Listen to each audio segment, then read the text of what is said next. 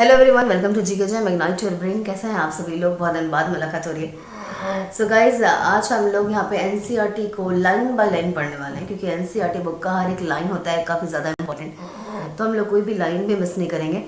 और we are learning through this NCERT book app, right, विविधता। तो आपके पास बुक है, आप उस बुक को ओपन कर लो, और अगर नहीं है तो आप एनसीईआरटी बुक ऐप डाउनलोड कर लो, इससे पढ़ो। क्योंकि आप एसएससी का एग्ज़ाम दो या फिर बीपीएससी जो कमिंग है अभी, एनसीईआरटी बुक की हर एक लाइन होती है काफ़ी इंपॉर्टेंट। तो हम लोग उसे लाइन बाय लाइन पढ़ेंगे, कोई भी लाइन मिस नहीं हो, और सब कुछ यहाँ पर डिस्कस करते हुए चलें, ठीक है। तो स्टार्ट करते हैं हम लोग सिविक्स से। सिविक्स में क्लास 6 का जो फर्स्ट चैप्टर है विविधता, उसको हम लोग यहाँ पे शुरू कर रहे हैं। चलो शुरू करते हैं। सबसे पहले आप देखोगे यहाँ पे 3 ड्राइंग बने हुए हैं, ठीक है, ये 3 पिक्चर बने हुए हैं। तो इसमें लिखा है कि 3 बच्चों ने ऊपर दिए 3 चित्र बनाए हुए हैं, आप भी एक चित्र बनाओ। तो आप देखोगे कि क्या ये तीनों चित्र एक जैसे हैं? नहीं है, तीनों काफ़ी डिफरेंट है। एज यू कैन सी, ये तीनों जो चित्र हैं, पिक्चर्स हैं, ये तीनों काफ़ी डिफरेंट है ना। खाली बक्से में यहाँ जो बॉक्स दिया हुआ है, उसमें आप एक चित्र बनाइए। क्या आपका चित्र इन तीनों जैसा ही है? क्या आपने वो सेम चित्र बनाया है? नहीं, हो सकता है कि आपका चित्र इन तीनों से बहुत ही अलग हो, बहुत ही डिफरेंट हो, भिन्न हो। ये तीनों चित्र आपस में एक दूसरे से नहीं मिलते हैं। ऐसा इसलिए क्योंकि हम सबके चित्रकारी करने का, हम सबके पेंटिंग करने का, ड्राइंग करने का तरीका जो है वो डिफरेंट है ना। सबका अपना अपना एक तरीका होता है। जिस तरह हमारी चित्रकारी में भिन्नता है, उसी तरह हमारे रंग रूप में, हमारे खान पान में, हमारी भाषाओं में, इन चीज़ों में भिन्नता है, डिफरेंस है, ठीक है। आपके बारे में निम्नलिखित जानकारी दीजिए। चलिए, बाहर जाते समय आप क्या पहनना पसंद करते हैं?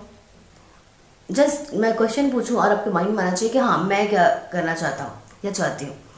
बाहर जाते समय मैं डैश पहनना पसंद करती हूँ। आप क्या पहनना पसंद करते हैं? मैं घर में किस भाषा में बात करती हूँ? मैं हिंदी में बात करती हूँ, ऑफकोर्स। मैं बाहर जाते समय लेगिंग्स, कुर्ती या जीन्स, ये सब प्रेफर करती हूँ। मेरा पसंदीदा खेल बैडमिंटन या फिर ऑनलाइन गेम्स, ये सब हैं। मुझे डैश के बारे में किताबें पढ़ना पसंद है। मैं नॉवेल पढ़ती हूँ या फिर ये सारी बुक्स एनसीईआरटी पसंद है मुझे। आपने भी इन सबका आंसर दिया होगा, राइट। तो क्या आपका आंसर और मेरा आंसर सेम है? क्या हम दोनों ने सेम जैसे जवाब दिए हैं? हूबहू जवाब हमारे सेम है क्या? हो सकता है कि जैसे मुझे बैडमिंटन खेलना पसंद है तो किसी और को भी बैडमिंटन खेलना पसंद हो, मुझे नॉवेल पसंद है, किसी और को भी नॉवेल पसंद हो। पर क्या ऐसा है कि सेम आंसर, ये सारे क्वेश्चंस के आंसर सेम, आपका भी वही हो और मेरा भी वही हो? सारे हूबहू। इनमें अब तक आपको ये अंदाज़ा लग गया होगा कि कई मामलों में आप साथियों की तरह हैं, यानी कुछ चीज़ें आपकी मेरी जैसी हैं, और कई मामलों में हम एक दूसरे से बिल्कुल अलग हैं। आपको ऑनलाइन गेम्स पसंद है, मुझे जैसे इंडोर गेम्स पसंद है तो आपको आउटडोर गेम पसंद है। आपको इंडोर पसंद है तो मुझे आउटडोर पसंद है। मुझे नॉवल पढ़ना पसंद है तो हो सकता है आपको किसी और तरह की बुक्स पढ़ना पसंद हो, है ना। आपको अलग तरह के मैगजीन्स पसंद हो, न्यूज़पेपर पढ़ना पसंद हो आपको, राइट। दोस्ती करना, क्या ऐसे इंसान से दोस्ती करना आपके लिए आसान होगा जो आपसे एकदम डिफरेंट हो, एकदम भिन्न हो आपसे? एक कहानी दी हुई है यहाँ पर, समीर 1 और समीर 2 की कहानी, ठीक है। 1, 2 तो खैर वो बाद में आएगा, लेकिन हाँ, 2 लड़कों की कहानी यहाँ पे दी हुई है। चलिए देखते हैं क्या है ये। मैंने इसे एक मजाक की तरह लिया। जिसने ये कहानी लिखी है, लेखक, वो लिख रहे हैं कि मैंने इसे एक मजाक की तरह लिया। मजाक जो कि फटे पुराने कपड़े पहने उस छोटे से लड़के के लिए था, जो अनपढ़, जो जनपद के भीड़ भाड़ में वाले चौराहे की लाल बत्ती पर अखबार बेचता था। एक छोटे से बच्चे के बारे में बता रहे कि वो भीड़ भाड़ में चौराहे पर क्या अखबार बेचता था। मैं जब भी वहाँ साइकिल से गुजरता था, वह अंग्रेजी का अखबार लहराते हुए मेरे पीछे पीछे भागता था, और उस दिन का जो सुर्खियाँ होती थी, जो हेडलाइंस होती थी, उसे हिंदी इंग्लिश मिले जुले में कहकर वो चिल्लाया करता था। इस बार मैं पटरी के सहारे रुका, क्योंकि वो हर बार ऐसा ही करता था। जब भी मैं वहाँ से गुजरता था, वो इंग्लिश का एक न्यूज़पेपर लेकर मेरे सामने आता था दौड़ कर। तो इस बार मैं पटरी के सहारे वहाँ पे रुका, ठीक है, और उससे एक हिंदी का अखबार मांगा। उसका मुंह खुला का खुला रह गया। वो आश्चर्यचकित हो गया। कौन? वो छोटा सा बच्चा। उसने पूछा, मतलब आपको हिंदी आती है? क्योंकि उसे लगा कि भाई इनको तो हिंदी आती नहीं होगी, तभी शायद वो हमेशा इंग्लिश का अखबार लेकर दौड़ता था और पीछे, और हिंदी इंग्लिश जैसे टूटे फूटे वर्ड्स में वो बोला करता था। बिल्कुल, मैंने अखबार लेते हुए कहा। क्यों, तुमने क्या सोचा? वह रुका। वह बोला, आप तो बड़े अंग्रेज लगते हो। अब वो उसको लगा कि ये तो भाई साइकिल से जा रहे हैं, अच्छे कपड़े पहने हैं इन्होंने, तो ये तो भाई बड़े अंग्रेज हैं, इनको कहाँ हिंदी आती होगी? हिंदी तो हम आम लोग बोलते हैं, हम छोटे बच्चे हैं, हम न भी स्कूल गए हैं ना कभी कुछ पढ़ा है, तो ये सब हम जानते हैं, हिंदी हम जानते हैं, इनको कहाँ आती होगी हिंदी? मतलब कि आप हिंदी पढ़ भी सकते हो? हाँ बिल्कुल पढ़ सकता हूँ। इस बार मैं थोड़ा अधीर होते हुए, मतलब मेरी एक्साइटमेंट कहीं ना कहीं बढ़ गई। ये लेखक लिखता है कि उसका जो क्वेश्चन था कि आप हिंदी जानते हो, आप हिंदी पढ़ सकते हो, तो इससे मेरी एक्साइटमेंट थोड़ी बढ़ गई कि ये क्या बोल रहे हैं। मैं हिंदी बोल सकता हूँ, पढ़ सकता हूँ, लिख भी सकता हूँ। मैंने स्कूल में दूसरे सब्जेक्ट के साथ हिंदी भी पढ़ा है। ये किसने बोला? उसने, जो साइकिल से जा रहा था। सब्जेक्ट उसने पूछा। अब जो कभी स्कूल ही नहीं गया वो कैसे जानेगा कि सब्जेक्ट मतलब होता क्या है? मैं क्या समझाता कि सब्जेक्ट क्या होता है? मैं, वो कुछ होता है ऐसा करके उसने बात को टाल दिया कि अब उसे क्या समझाऊं, ट्रैफिक सिग्नल है, कब ग्रीन हो जाएगी, मैं कहाँ तक समझा पाऊंगा इसे, ठीक है। वह कुछ होता है और वो कुछ बोलना ही चाह रहा था कि पीछे से ट्रैफिक सिग्नल जो है वो ग्रीन हो गया और सब लोग आगे बढ़ने लगे, पीछे से हॉर्न बजने लगा तो आगे बढ़ गया वो। अगले दिन वो लड़का फिर से वहीं पर खड़ा था, ठीक है, मुस्कुरा रहा था। मुस्कुरा क्यों रहा था? क्योंकि थोड़ी बहुत जान पहचान उसकी हुई थी, है ना। वो मेरी तरफ हिंदी का अखबार बढ़ाया उसने। अब उसने, क्योंकि लास्ट डे से पता चल गया था कि इनको तो हिंदी भी आती, तो इस बार उसने हिंदी का अखबार बढ़ाया। राइट, भैया आपका अखबार, उसने बोला। अब बताइए सब्जेक्ट क्या चीज़ होती है? अब लास्ट डे उसने जब सब्जेक्ट बताया था और लाइट ग्रीन हो गई थी, तो बातें तो वहीं पर अधूरी रह गई। तो उसने पूछा कि अब, तो उसने बोला कि अब बताइए भैया कि ये सब्जेक्ट क्या चीज़ होती है? उसके मुंह से सब्जेक्ट शब्द का जो दूसरा अर्थ होता है ना, प्रजा, वो लग रहा था कि ये कुछ उस सब्जेक्ट की बात कर रहा है। ओह, यह कुछ पढ़ाई लिखाई से संबंधित होता है? मैंने कहा, क्योंकि फिर लाल बत्ती थी उस समय भी, तो बात थोड़ी सी आगे बढ़ी है उसके साथ। और मैंने उससे पूछा कि तुम कभी स्कूल गए हो? कभी नहीं। उसने क्या बोला? कि वो कभी स्कूल नहीं गया है। फिर बात बढ़ाते उसने गर्व से कहा कि मैं जब इतना ऊंचा था ना, मतलब जो साइकिल से ज़्यादा उसकी साइकिल का जो सीट था उससे नाप कर कहा कि मैं जब इतना ऊंचा था ना तभी से मैं काम कर रहा हूँ। सोचो, उस बात को वो प्राउडली कह रहा था कि मैं तब से काम कर रहा हूँ, क्योंकि उसे लग रहा था क्या कि ये मैंने कुछ अचीव करा है। राइट, तो उसने वो बोला कि मैं जब इतना ऊंचा था ना तभी से मैंने काम करना शुरू कर दिया था। पहले मेरी माँ मेरे साथ आती थी, लेकिन अब मैं अकेला आता हूँ। अभी तुम्हारी माँ कहाँ है? उसने पूछा। किसने? समीर एक ने, जो साइकिल से स्कूल जाता आता था, उसने। पर तब तक बत्ती जो थी वो हरी हो गई, तो मैं चल पड़ा। पीछे से कुछ आवाज़ आई, उसने चिल्लाते हुए कहा कि वह मेरठ में है, और उसके साथ और उसके बाकी ट्रैफिक शोरगुल में आवाज़ छिप गई। मेरा नाम समीर है, उसने अगले दिन कहा, और बड़े शर्माते हुए पूछा कि आपका नाम क्या है? यह तो बड़े आश्चर्य की बात थी। मेरी साइकिल डगमगाई। मेरा नाम भी समीर है, मैंने बताया। क्या? उसकी आंखें एकदम से चमक उठी। अब चमक क्यों उठी? क्योंकि उसे अब तक क्या लग रहा था कि ये तो भाई बड़े अंग्रेज है। उसे पहले ये लग रहा था, जो उसका भ्रम पहले टूटा। उसके बाद उसे लगता था कि इनको तो हिंदी आती नहीं होगी, उसको हिंदी भी आती थी।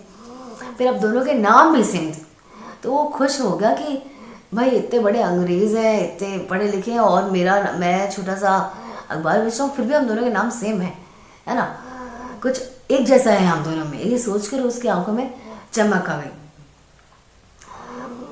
हाँ, मैंने मुस्कुराते हुए कहा, तुम्हें पता है समीर का अर्थ क्या होता है? पवन और पवन पुत्र हनुमान, उसने बताया।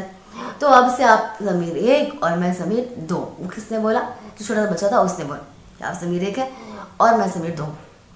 हाँ ठीक है, मैंने जवाब दिया, अपना हाथ आगे बढ़ाया, हाथ मिलाओ समीर दो। उसका छोटा सा हाथ मेरे हाथ में एक नन्ही चिड़िया की तरह समा गया, पर उसके साथ उसके हाथ की गर्माहट अब तक महसूस कर रहा था। अगले दिन उसके उसके चेहरे पर चेतनी, जो मैं रोज़ मुझे देखते ही जो एक मुस्कान उसके चेहरे पर आ जाती थी, वो वाली स्माइल नहीं थी उसके चेहरे पर। मेरठ में बड़ी गड़बड़ हो गई है, उसने बताया कि मेरठ में क्या हुआ है, गड़बड़ हो गई है। उसने कहा वहाँ दंगों में बहुत सारे लोग मारे गए। ठीक है, मैंने मुख्य अखबार की सुर्खियों की तरफ देखा, बड़े बड़े अक्षरों में लिखा था सांप्रदायिक दंगे। ठीक है, मैं मुस्लिम समीर हूँ, छोटा वाला समीर था, समीर दो, उसने बताया कि मैं मुस्लिम समीर हूँ और मेरठ में उसके भाई बंधु माँ वहीं रहती है। ठीक है, और उसकी आंख भर आई जब मैंने उसके कंधे पर हाथ रखा, तो उसने ऊपर उठाकर देखा, ऊपर सर उठाकर देखा भी नहीं। अगले दिन वह चौराहे पर नहीं था। उसके अगले दिन ना वो दिखा ना फिर कभी आगे देखा। अंग्रेजी या हिंदी का कोई भी अखबार मुझे नहीं बता सकता था कि वो समीर दो कहाँ गया। ठीक है, ये पोइली सेनगुप्ता की कहानी है, द लाइट्स चेंज्ड पर आधारित। राइट, अब देखो इसमें से बहुत कुछ आपको सीखने के लिए मिलेगा विविधता को लेकर। जहाँ समीर एक और समीर दो, ये दोनों के बीच में काफ़ी डिफरेंस है ना। बहुत सारी चीज़ें हैं जो इन दोनों में डिफरेंस है। आपको पता है, आपने देखा क्या क्या डिफरेंस है? आप गेस करो, चलो गेस करो, मतलब याद करने की कोशिश करिए क्या डिफरेंस है दोनों में। जहाँ समीर एक स्कूल गया, समीर एक को अंग्रेज़ी ज़्यादा अच्छी आती थी, समीर दो हिंदी में बोलता था। हालांकि दोनों भाषाएं अलग है, राइट, फिर भी दोनों एक दूसरे से बात कर पाए, है ना, क्योंकि वो बात करना चाह रहे थे। समीर एक को हिंदी भी आती थी, है ना, फिर वो एक दूसरे से बात कर पाए। उन्होंने इसके लिए प्रयास किया क्योंकि उनके लिए बात करना महत्वपूर्ण था। ओके, समीर एक और समीर दो की धार्मिक पृष्ठभूमि भी अलग अलग है। जहाँ समीर एक हिंदू है तो समीर दो क्या है? समीर दो मुस्लिम है। उसने बताया था ना कि मैं मुस्लिम समीर हूँ, और वो जो मेरठ में सांप्रदायिक दंगे हुए हैं उसमें काफ़ी लोग मारे गए हैं, इसकी वजह से वो क्या बहुत उदास था।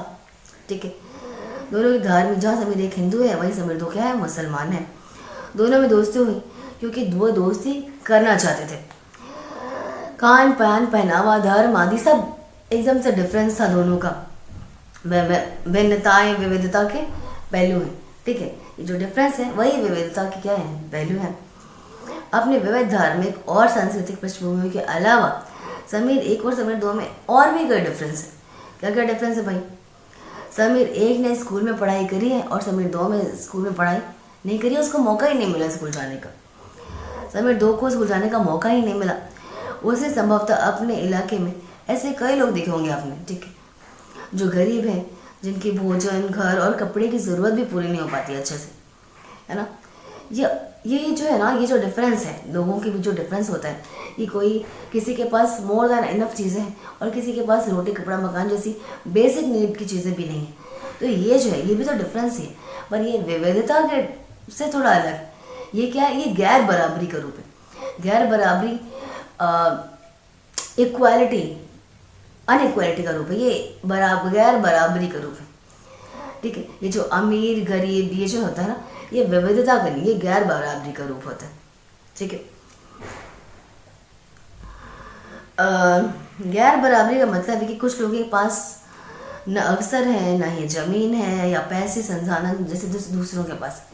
ठीक है, कुछ लोगों के पास वो चीज़ नहीं है, इसलिए गरीबी और अमीरी विविधता का रूप नहीं है, ये विविधता का रूप नहीं है। यह लोगों के बीच मौजूद असमानता यानी कि गैर बराबरी का रूप है। गरीबी और अमीर जो है वो विविधता का रूप नहीं है, गैर बराबरी का रूप है, असमानता का रूप है। दो लोगों के बीच असमानता है, ये उसके अरूप है। ठीक है, जाति व्यवस्था असमानता का एक और उदाहरण है जाति व्यवस्था। कैसे? जैसे कि देखो, अब आजकल तो हर लोग के पास ये अवसर है कि आप किसी भी जिस भी पेशे में जाना चाहते हैं, जिस भी जो भी नौकरी करना चाहते हैं, उसके लिए आप एग्ज़ाम दे सकते हैं। इसमें सीट रिजर्वेशन भी होता है लोगों के लिए, ठीक है, ताकि वो आगे बढ़ सकें। पर पहले ऐसा नहीं हुआ करता था। पहले क्या होता था कि आप जिस जिस जाति से हैं आप वही काम करना चाहते थे, आपको वही काम करना होता था। फॉर एग्जाम्पल अगर आप कुम्हार हैं, ठीक है, तो कुम्हार का क्या काम होता है भाई, मिट्टी के बर्तन बनाना है और उसी से रिलेटेड काम होता है, तो आप वही काम कर रहे हो, ठीक है। तो आपको पता है कि आपको यही काम करना है, तो आप दूसरे काम करने का या दूसरी चीज़ों को करने का ज्ञान लेना आप ज़रूरी नहीं समझते, है ना। आप कोई दूसरा इंसान है जो कि वो किसी और कास्ट से है, जैसे कि फॉर एग्जांपल क्या बोलते हैं, मोची या मल्हार कुछ, तो वो अपने अपने जो भी उनके जाति के लोग जो काम करते हैं वो काम कर रहे हैं, वो आपके काम को करना ज़रूरी नहीं समझते, ना उसके बारे में जानना ज़रूरी समझते हैं। तो इससे क्या हो रही है, एक गैर बराबरी आ रही है, असमानता आ रही है दो लोगों में, क्योंकि ना वो आपके काम को जानना चाहता है, ना जान पाया है, ना आप उसी काम को जानते हो, ना जानना चाहते हो, ठीक है। तो असमानता है ना, समान रूप से आप समान एक तरह के काम को नहीं जानते हो, सब आप अपने अपने कामों में लगे हुए हो, तो ये असमानता का पहलू है ना। उसके बाद विविधता हमारे जीवन को कैसे समृद्ध करती है। जैसे समीर एक और समीर दो दोस्त बने, ठीक वैसे ही आपके भी दोस्त होंगे जो आपसे एकदम अलग होंगे, उनकी पृष्ठभूमि धार्मिक पृष्ठभूमि अलग होगी। आप हिंदू हो तो मान लो वो मुस्लिम होंगे, सिख होंगे, पंजाबी होंगे, कुछ और क्रिश्चियन होंगे, अलग होंगे, ठीक है। आपके शायद घर में उन्होंने खाना भी खाया होगा, उनके साथ अलग अलग त्यौहार मनाए होंगे, उनके कपड़े पहन कर देखे होंगे, थोड़ी बहुत उनकी भाषा भी सीखी होगी, ठीक है। अब आपको सूची बनाइए कि आपने अलग अलग प्रांतों में कौन कौन से व्यंजन खाए हैं। आप सूची बनाइए और कमेंट करिए कि आपने अलग अलग जगह पे कौन कौन से खाने खाए हैं। अपनी मातृभाषा के अलावा उन सब की भी, उन सारी भाषाओं की भी सूची बनाइए जो जिसके कुछ शब्द भी आप जानते हैं, जैसे कि मैं हिंदी, इंग्लिश, उर्दू, गुजराती, पंजाबी, बंगाली, इन सब के थोड़े थोड़े वर्ड्स जानते हो, राइट। तो आप भी ऐसे वर्ड लैंग्वेज के का जो लिस्ट बनाई जिसके आप थोड़े भी वर्ड्स, कुछ शब्द भी जानते हैं, और कमेंट बॉक्स में कमेंट कीजिए। आपको शायद तरह तरह के जानवरों, रानियों, साहसिक घटनाओं या भूतों की कहानियाँ पसंद होगी, है ना। संभव है कि आप खुद भी कहानी लिखना चाहते होंगे, कहानी बनाना पसंद होगा। एक अच्छी कहानी पढ़ने से हमेशा खुशी मिलती है ना। रीडिंग एक ऐसी हैबिट है जिसको करने से आप हमेशा आप कुछ सीखते ही हो, अच्छा ही सीखो, ठीक है। आप उसको पढ़कर और ज़्यादा कहानियाँ बनाने का मन भी करता होगा, नए नए विचार मिलते हैं अलग अलग तरह की कहानियों को पढ़कर।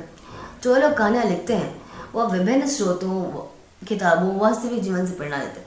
कहानियाँ कैसे लिखी जाती है भाई, आप अपने आसपास में चीज़ों को देख रहे हो, ऑब्जर्व कर रहे हो, तब आपको उनसे प्रेरणा मिल रही है कि अच्छा मुझे इस बारे में कहानी लिखनी चाहिए, ठीक है। अब जो हमने कहानी पढ़ी समीर 1 और समीर 2 में, तो जो कहानी लिखेगी वो भी तो ऑब्जर्वेशन पे ही लिखेगी ना।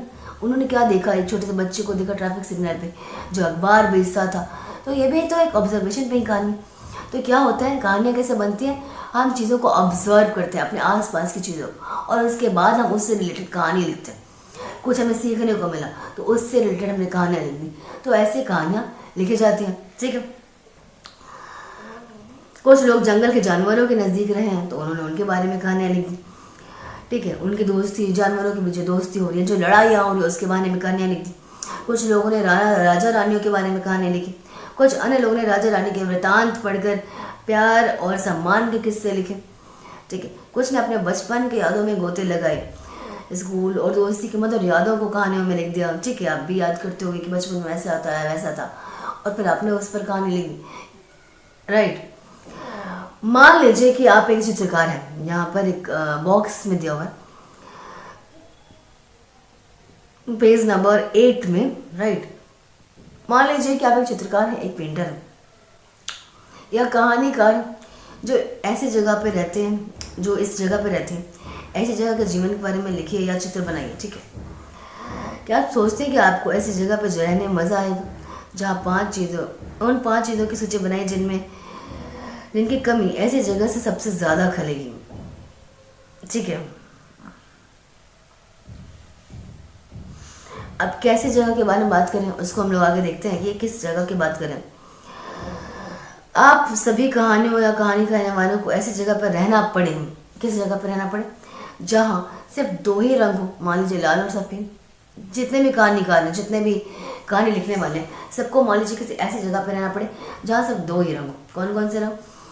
मान लीजिए कि लाल और सफ़ेद। एक तरह की सब्जी खा जाते हो, शायद आलू, और क्या एक तरह का गेम खेलते हो, सांप सीढ़ी। सिर्फ दो तरह के पशु पक्षी हों, ठीक है, कौवा और हिरन। ऐसी जगह पर लिखकर वो कैसे कहानी लिख पाएंगे जहाँ सिर्फ इतनी ही चीज़ें, ठीक है। इसी के बारे में लिखा है कि मान लीजिए आप एक कहानीकार हैं और आपको ऐसी जगह पर रहना पड़े जहाँ क्या है, जहाँ सिर्फ दो कलर हैं, लाल और सफ़ेद।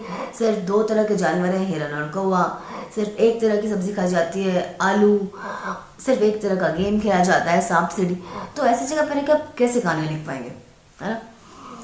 ऐसी मतलब इससे बाहर की कहानी तो कोई लिख नहीं पाएगा ना, क्योंकि उनको बस यही चीज़ें दिख रही हैं। तो क्या होगा, वो सिर्फ ऐसी ही कहानियाँ लिख पाएंगे जिसमें यही सारी चीज़ें इंक्लूडेड हो, राइट? आपको क्या ये मज़ा आएगा ऐसी जगह पे रहकर? कितना बोरिंग हो जाएगा सोचिए। अभी हमारे पास इतने सारे कलर्स हैं, इतनी सारी चीज़ें हैं, नई नई चीज़ों को हम लोग रोज़ देखते हैं, पर अगर लिमिटेड हो जाए चीज़ें तो ऐसी कहानी के बारे में, ऐसी जगह पर रहने के बारे में बोल रहे हैं कि आप ऐसी जगह पे कैसी कहानी लिख पाएंगे भाई? भारत में विविधता, हम देखते हैं कि भारत में विविधता कैसे। भारत विविधताओं का देश है, जाहिर सी बात है भाई। यहाँ पे हर धर्म के लोग रहते हैं, हर भाषा बोलने वाले लोग रहते हैं, अलग अलग खाना खाते हैं, अलग अलग त्यौहार मनाते हैं और भिन्न भिन्न धर्मों का पालन भी करते हैं। लेकिन गहराई से सोचे तो वास्तव में हम सब एक ही काम करते हैं, हमारे करने का तरीका अलग अलग होता है। अब जैसे पूजा पाठ हर धर्म के लोग करते हैं, है ना? तो जैसे हम मंदिर में जाते हैं, जाकर पूजा करते हैं, तो कुछ लोग मस्जिद में जाते हैं, कुछ लोग चर्च में जाते हैं, कुछ गुरुद्वारे में जाते हैं।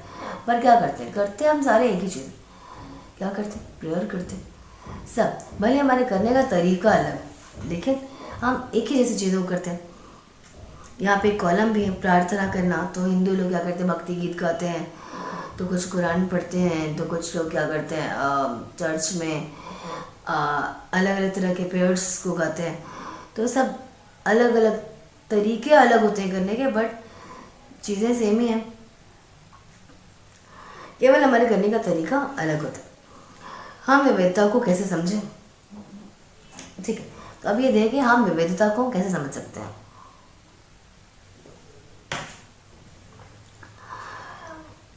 करीब 2-2.25 वर्ष पहले जब रेल, हवाई जहाज, बस और कार हमारे जीवन का हिस्सा नहीं थी, तब भी लोग संसार के एक कोने से दूसरे कोने में ट्रैवल करते थे ना।